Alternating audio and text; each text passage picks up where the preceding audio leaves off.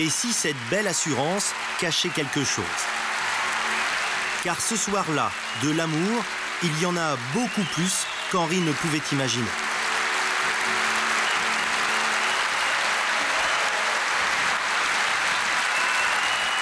J'étais surpris, les gens debout, et j'ai été pris à la gorge et j'ai failli pleurer, quoi. Et les 5 chansons premières, j'avais dans la gorge, c'est épouvantable, ça. Catherine Salvador, bonsoir. Bonsoir. Alors nous venons de voir des images d'Henri Salvador, votre mari, dans un grand moment d'émotion non contrôlée, c'est rare chez lui. C'était au moment d'un concert en 2000 organisé par France Inter. Un moment d'émotion pour nous aussi parce que Henri Salvador est mort le 13 février 2008, il avait 90 ans. Quand vous êtes rencontrés, il en avait déjà 79 et vous 37. Vous étiez programmatrice à RMC. C'est cela, absolument. D'ailleurs, très logiquement, vous avez créé un label musical, Salvador. C'est en référence, bien sûr, à l'émission de télévision qu'il a animée en 68 et en 69. Vous avez lancé ce label, d'ailleurs, le 13 février 2009, le jour de anniversaire de sa mort. Alors, vous publiez également La joie de vivre, Henri Salvador, pensées, répliques et anecdotes. C'est au Cherche Midi. Alors je trouve que c'est un livre qui rend bien hommage à son humour et à sa sagesse. Absolument, oui. Quoi qu'il manque une chose, c'est pas un reproche pour vous, hein, il manque une chose dans ce livre, c'est son rire. Hein, ce rire, ce fameux rire que tout le monde connaît. Mais je voudrais vous poser une question peut-être un peu privée. Est-ce que ce rire, c'est pas ce qui, au quotidien, matérialise le plus l'absence d'Henri Salvador pour vous? Pour moi, ce qui matérialise le plus l'absence, c'est forcément le rire. Ça me manque terriblement. Parce qu'Henri riait sur scène, à la télé, mais il riait tout au long de la vie. Alors, on va revenir au petit Salvador, parce qu'avant de tomber amoureux de vous, il a eu un certain chemin. Alors, d'où il vient, ce Henri Salvador, qui est quand même d'une teinte très rarissime à la télévision à l'époque? Oui, il a souffert de sa couleur. Il dit dans le livre, d'ailleurs, ma couleur est mon étoile jaune. Ça, il a souffert beaucoup des médias, qui ont été très racistes sur sa couleur de peau, qui lui ont interdit d'être en première de couve de certains journaux. Mais il vient des Antilles, mais plus particulièrement de la Guyane française. Et ce qui est amusant, c'est que la Guyane française est à cheval entre la France et le Brésil qu'il chérit 7 ans. Donc il est à Cayenne, il est né à Cayenne en 1917. Alors est-ce qu'il était prédestiné à devenir l'artiste qu'il est devenu? Pas du tout, pas du tout. Il dit, je suis né à Cayenne, rue de la Liberté. C'est un rêve de forçat. C'est inconcevable. Et puis il a été prédestiné à partir de 10-12 ans quand il a écouté la musique américaine. Et alors il a eu une faculté quand même assez extraordinaire, c'est qu'il a appris la musique tout seul quasiment. En écoutant les disques Duke Ellington, entre autres. Et il a passé des heures et des heures dans sa chambre à coller les accords sur la guitare. Et quand il s'est senti prêt, ben, il a été voir Place Pigalle, où à l'époque on faisait des castings sauvages. Et on l'a engagé tout de suite parce qu'il avait un sérieux talent. Oui. Alors il vient à Paris, il fait des rencontres extraordinaires, ne serait-ce que Boris Vian. Alors on le sait peut-être pas, mais c'est le premier rocker, quoi. C'est-à-dire qu'ils font les premiers rocks. Ils font les idiots. Oui, voilà, ils font les idiots, mais le rock à cette époque-là, alors il s'appelle Henri Cording. Oui, ben ça c'est une idée évidemment de Vian qui avait toujours de l'humour. Il a pris son nom de héros de bouquin, Boris. Il s'appelle Sullivan. Voilà. Michel Legrand, il l'a transformé en Big Mac, forcément, et Henri Cording. Voilà. Et ils ont fait, par exemple, pour citer pour ceux qui s'en souviennent, le blues du dentiste, qui est quand même un pur chef-d'œuvre. Alors une autre rencontre extraordinaire, parce qu'on va voir qu'il y en a quelques-unes, c'est Django Reinhardt. Oui, c'était au début, au début de sa carrière, et il pompait tous les accords de Django Reinhardt. Il a 16 ans, quoi, il a 16 ans. Oui, c'est ça. Il bricole la guitare derrière Django Reinhardt, et il est admiratif parce que Django, qui avait un accident de roulotte, qui avait les doigts brûlés, jouait avec 4 doigts, ce qu'on joue avec 6 doigts en principe en accord de guitare. Mais enfin bon, alors ils ont quand même échangé des choses, c'est-à-dire que Henri lui a appris à parler aux filles, à Django Reinhardt, et lui des accords. Parce qu'il était quand même très à l'aise avec les femmes. C'était un séducteur, Henri. Un grand séducteur. Et toute sa vie, il a joué avec ça. Mais il séduisait les femmes, mais également les hommes, les enfants. Il avait ça, c'était inné.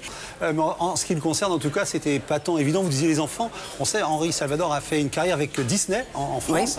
Il a été la voix, la chanson des Aristochats. Toutes les années 60 Disney, c'était Henri, qui a fait des émissions à la télévision. Absolument, oui. Alors tout à l'heure, on a parlé du Brésil. il faudrait revenir parce qu'il y a encore une autre rencontre, c'est Ray Ventura. Oui. C'est absolument extraordinaire, raconter. Parce que pendant la guerre, Henri avait déserté l'armée. Il est arrivé à Nice et il a rencontré Ray Ventura qui partait pour le Brésil. Il prenait la fuite, Ray Ventura qui était juif. Et après, il a proposé à Henri de rejoindre le groupe, les collégiens. Henri a accepté, il ne voulait pas rester en France. La guerre était trop pesante. Et donc, Ray Ventura a réussi un tour de magie extraordinaire. Il a réussi à emmener dans sa troupe que des juifs et des noirs au Brésil pour leur éviter les ennuis pendant la guerre. Alors là-bas, il arrive là-bas, mais il aurait pu y rester tellement il est devenu une star. Oui, il aurait pu y rester, mais il était malheureux. Il était malheureux parce qu'il était mal marié. Il s'était une première fois marié en France. Il était parti avec sa première femme sur un coup de pari. Il avait dit, si cette femme me dit oui, je l'épouse. Oui. Il est parié avec son copain. Et évidemment, comme c'était un joueur, Henri, la fille a dit oui. Donc, il l'a mariée. Et pendant 7 ans, les 7 ans qu'il a passé avec elle ont été très difficiles. Donc, 4 ans au Brésil, où elle le trompait terriblement. Il était très malheureux. Il n'avait pas le cachet d'artiste qu'il méritait. Il avait peu d'argent, donc il ramassait les canettes de soda pour gagner un peu d'argent pour les revendre après. Il avait envie de rentrer en France et de revivre normalement, comme il a dit non à la carrière américaine, parce qu'il se sentait plus français qu'autre chose. Alors, ce premier grand succès, c'est Maladie d'amour. En 47, oui, hein. il y avait 2 grands succès sur le même vinyle, 45 tours. Non, même pas 45 tours. Ça n'existait pas. C'était des disques de cire, mais qui étaient en 78 tours. Vous vous rendez compte? C'était en 40 et quelques, 48, 47. Ouais. Et dessus, il y avait Clopin Clopin et Maladie d'amour. Et 2 tubes mondiaux. Voilà. Et alors, bien sûr, il y a le loup, la biche et le chevalier. Qui arrive plus tard, voilà, avec Maurice Parce que c'est le vrai titre. Hein, voilà. C'est le vrai titre, mais comme ils ont vu que les gens l'appelaient la chanson douce, avec le parolier, ils ont décidé de l'appeler la chanson douce, et entre parenthèses, le loup, la biche et le chevalier. Alors, on l'a connu au Brésil, à Paris, mais les États-Unis, on oublie qu'il est passé au Ed Sullivan Show. Oui, oui, oui. Hein, on l'appelait, voilà, enfin c'était là. Mais il était très international. Tout le monde le connaissait. Mais en France, on ne savait pas ça. Puis comme il était très modeste, qu'il n'aimait pas se montrer, eh bien personne ne le savait vraiment. Moi, je vais le dire très haut et très fort maintenant qu'il est partout. Il faut le dire parce qu'on a tendance à ne retenir que, j'allais dire, le rigolo. Oui. Voilà. Et c'est peut-être... bien évidemment, peut-être douloureux pour vous, maintenant qu'on... Non, moi, j'ai assimilé le personnage en entier. J'aime l'homme qu'il est, l'homme en entier. Comme j'ai même aimé sa femme, Jacqueline, qui est très importante, parce qu'elle a fait de lui ce qu'il est devenu, qui a réussi à en faire une grande carrière. Tout ça, moi, j'ai épousé un homme avec tout ce qu'il avait. Et c'était ça, le bonheur. Oui. Comment apparaissez-vous dans sa vie racontez-nous cette période de votre vie avec Henri Salvador. Alors, c'est arrivé doucement, tendrement, et il est arrivé tout en douceur. Il a essayé de me charmer. J'ai résisté. J'étais une bête féroce. J'ai résisté. 2 ans ou bien 2 ans. Ouais, et il me disait toujours, tu m'as volé 2 ans. Alors, je ne me rendais pas compte, mais maintenant, avec l'âge, je me rends compte que 2 ans, quand on a plus de 70 ans ou même plus de 60 ans, ça compte pour beaucoup plus. Alors, je lui ai volé 2 ans, je le regrette et je m'en veux, mais le jour où nous avons été ensemble, c'était fusionnel. Et il est parti, mais il est tellement là, tellement présent, il m'a laissé une telle lumière que je vis avec lui en permanence. Alors, il y a une grande aventure, une dernière aventure musicale. En 2000, c'est Chambre avec vous, et vous y êtes pour beaucoup, pour quelque chose en tout cas. Pour quelque chose, voilà. Je veux dire que je vais m'attribuer l'écoute de la maquette. Quand j'ai écouté la maquette, j'ai dit Henri, il faut que tu signes tout de suite, il faut que tu acceptes. Ces gens qui ont écrit cette chanson, je ne les connaissais pas encore à l'époque, Benjamin Biolay et Kérenan. Et quand on a écouté cette maquette, je lui ai dit voilà, c'est entre Syracuse et la chanson douce. Et tu ne peux pas passer à côté. Et de ce jour-là, on s'est mis à travailler pour que ça ressemble à Jardin d'hiver, que tout l'album ait cette sonorité-là. Et ça a été une aventure merveilleuse. Et puis, de ne pas croire au succès, parce qu'il avait fait son chemin, il avait un certain âge, donc il ne s'attendait pas à avoir un gros succès. Et le premier jour, le jour de la sortie, on a fêté ça dans la maison de disques avec un petit verre d'amitié. Et moi, en plaisantant, j'aurais dit, bon, on se voit très vite pour refêter ça, pour le disque d'or. Et on m'a dit, OK, il était mercredi, on se voit lundi. Et le lundi, il était disque d'or, et après, c'est parti comme une traînée de poudre. Il a été dans le monde entier récompensé. Un jour, vous mariez, est-ce que vous avez résisté, là aussi, au mariage, comme vous avez résisté? Non, non, parce que ça faisait déjà 4 ans qu'on était ensemble. Et j'étais profondément amoureuse de lui. Et on venait de vivre le 11 septembre parce qu'on était au concert de Michael Jackson le 9 et le 10 septembre 2001. à New York. Et on était parti jouer à Las Vegas, comme Henri était un joueur, moi aussi, je ne me cache pas. Et on a appris en arrivant à Las Vegas qu'il y avait 2 tours de toucher avec les avions du 11 septembre. Et là, il a été tellement bouleversé par ce qu'il voyait, parce que pour lui, c'était des images de films, de guerre, c'était pas la réalité.